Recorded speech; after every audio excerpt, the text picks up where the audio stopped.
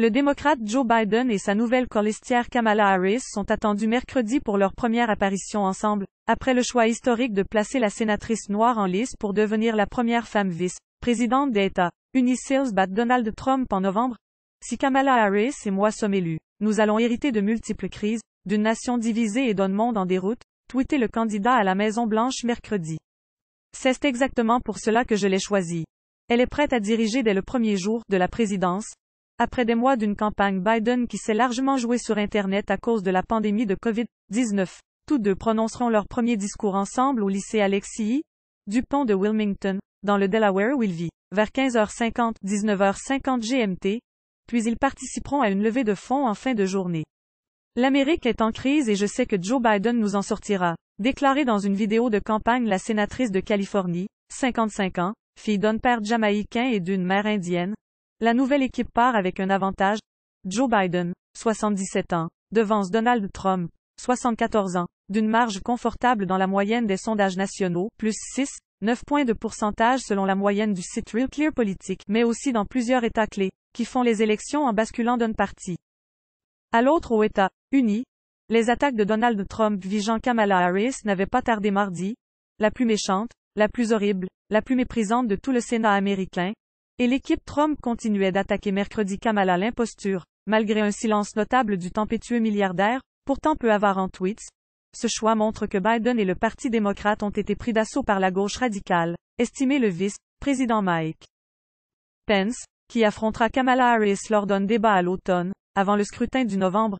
Compte tenu de leurs promesses d'impôts plus élevés, de frontières ouvertes, de systèmes de santé à la socialiste et d'avortement à la demande, ce n'est pas surprenant que Will ait choisi la sénatrice Harris. Elle est laxiste sur la criminalité et refuse de placer l'Amérique en premier. Il écrit. Elle ou 2 fois procureur à San Francisco, 2004, 2011, puis à 2 reprises procureur général de Californie, 2011, 2017. Kamala Harris est au contraire critiquée par certains progressistes pour avoir eu des positions trop dures à cette époque. Elle fut la première femme, mais aussi la première personne noire, à diriger les services judiciaires de l'État le plus peuplé du pays.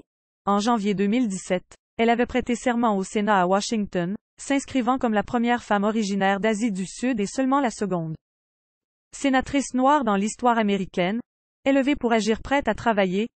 Demandait Joe Biden à Kamala Harris mardi, lors d'un appel en visioconférence pour lui annoncer qu'Will l'avait choisi. Oh mon Dieu, je suis absolument prête à travailler. Elle répondit, après un bref silence, dans cette vidéo que les deux candidats ont tweeté. J'ai été élevée pour agir. Ma mère savait qu'elle élevait 2 filles noires qui seraient traitées différemment à cause de leur apparence, raconte alors la sénatrice. Alors qu'Will avait promis dès mars de choisir une femme pour colistière, Joe Biden faisait face à une pression accrue pour choisir une candidate noire depuis la mort de George Floyd, fin mai.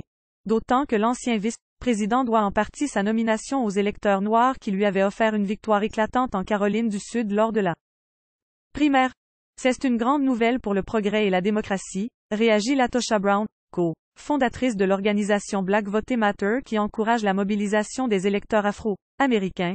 Reste que le candidat et sa colistière ont connu des moments tendus pendant la primaire, lorsque cette dernière l'avait attaqué sur ses positions passées face à la ségrégation, mais le fait qu'Will l'ait justement choisi en dépit de cet accrochage était salué mercredi chez les démocrates, qui voyaient un bon signe sur sa capacité à diriger en aplanissant aussi les désaccords. En la choisissant, estimé Barack Obama, il fait preuve de son bon sens de jugement et de son caractère